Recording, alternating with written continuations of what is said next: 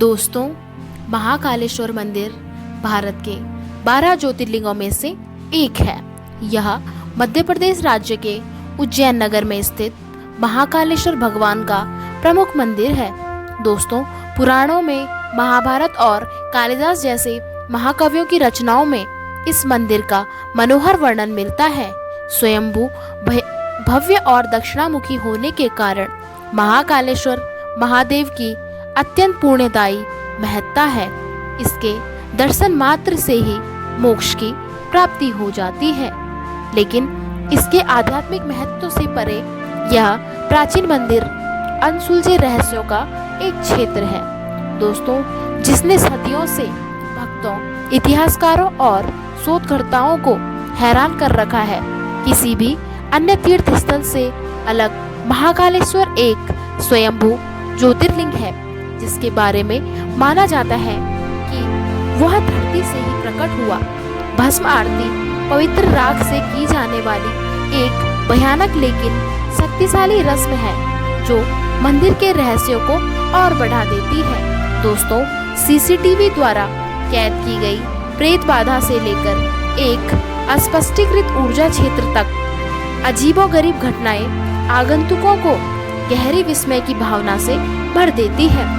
दोस्तों, पौराणिक कथाओं के अनुसार उज्जैन एक समय में भगवान शिव के महान भक्त राजा चंद्रसेन द्वारा शासित एक समृद्ध राज्य था। राजा की भक्ति से प्रेरित होकर श्रीकर नामक एक युवा लड़के ने बड़ी ईमानदारी से शिव की पूजा करना शुरू कर दिया। इस बीच दूषण ने विनाश मचाया तो राजा चंद्रसेन और उज्जैन के लोगों ने भगवान शिव से सुरक्षा के लिए प्रार्थना की।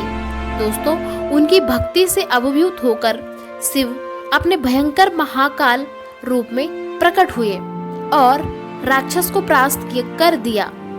दोस्तों, शहर की शाश्वत सुरक्षा सुनिश्चित करने के लिए शिव ने खुद को एक ज्योतिर्लिंग के रूप में प्रकट किया और भक्तों की इच्छाओं को पूरा किया।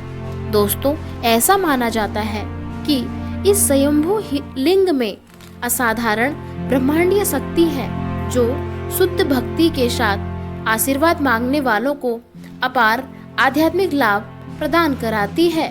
उज्जैन में महाकालेश्वर की उपस्थिति ने इसे एक पवित्र भूमि बना दिया है। यहाँ समय और मृत्यु सच्ची आस्था पर कोई शक्ति नहीं रखते। भक्तगण दिव्य संबंध का अनुभव करते हैं।